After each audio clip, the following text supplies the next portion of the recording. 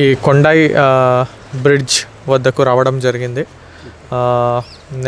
మొన్న వరకు కొంత ఫ్లో తక్కువ ఉండే, బట్ నిన్న 2 డేస్ నుంచి వస్తున్న వర్షానికి వాగు కూడా చాలా పొంగింది. ఇక్కడ ఉన్న టెంపరరీ రోడ్ కూడా కట్ అయింది. సో నిన్న మధ్యాహ్నం నుంచే ఇక్కడ ఒక బోట్ అనేది మనము పెట్టడం జరిగింది. ఇంకా 2 బోట్లు అదనంగా ఇప్పుడే జస్ట్ వస్తున్నాయి. ఎల్లిశెట్టిపల్లి వాగు దాటి ఇప్పుడు వస్తుంది. హాఫ్ అన్ అవర్లో ఇంకో 2 బోట్లు అదనంగా ఇక్కడ ప్లేస్ చేయడం జరుగుతుంది.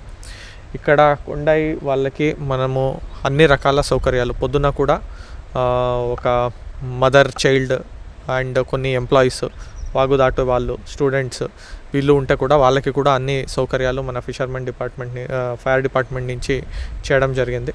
దీంతోపాటు వాళ్ళకి కావాల్సిన నిత్యావసరమైన వస్తువులు కానీ, మెడికల్ ఫెసిలిటీస్ కానీ దానికి కూడా అందజేయడానికి మేము అన్ని రకాల చర్యలు మేము తీసుకుంటాము. మేము అందరూ ప్రజలకి చెప్పేది ఒకటే, ఈ సిచ్యువేషన్లో ఎవరు ప్యానిక్ అవ్వద్దు.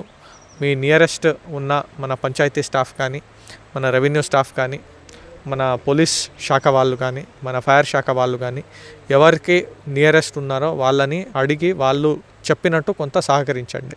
అధికారులు చెప్పినట్టు మీరు సహకరిస్తే ఈ ప్రమాదంని మనం అందరూ ప్రశాంతంగా సక్సెస్ఫుల్గా మనము దాటవచ్చు. ఆల్రెడీ మనము 3 months బియ్యము జూన్లోనే మనము అందరికీ ఇవ్వడం జరిగింది. దీంతోపాటు అక్కడ కొన్ని గ్రాసరీ షాప్స్ కూడా ఉన్నాయి. వాళ్ళకి కూడా ఇప్పుడు మన రెవెన్యూ టీం వాళ్ళు రీచ్ అవుతున్నారు. వాళ్ళకి కావాల్సిన నెక్స్ట్ నిత్యావసరమైన సరుకులు ఏదైనా కావాలన్నా కూడా అట్లీస్ట్ 15 daysకి సరిపోయినంత స్టాక్ని కూడా ఒక్కొక్కసారి షిఫ్ట్ చేసి పంపించడం కార్యక్రమం కూడా మనం చేస్తాం.